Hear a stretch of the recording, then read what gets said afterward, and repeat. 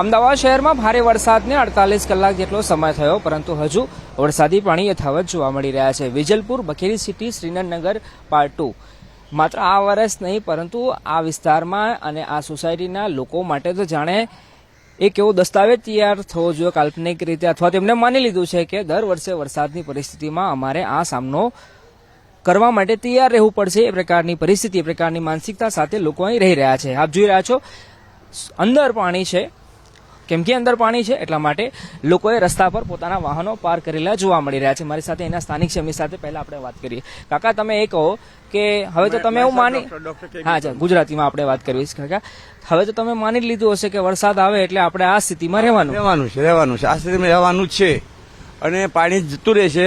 પણ પેલું શું કહેવાય, એટલું બધું લીલ થઈ જશે ને, લપસી પડાય છે, એવા બી કેસ બને છે અને એટલી દુર્ગંધ મારે છે ને કે જેને કોઈ હદ નહીં, દુર્ગંધ બહુ મારે છે। કેવી વિકટ સમસ્યા, કેમ કે ઇમરજન્સીના કિસ્સામાં બહાર જવું પડે તો શું થાય છે?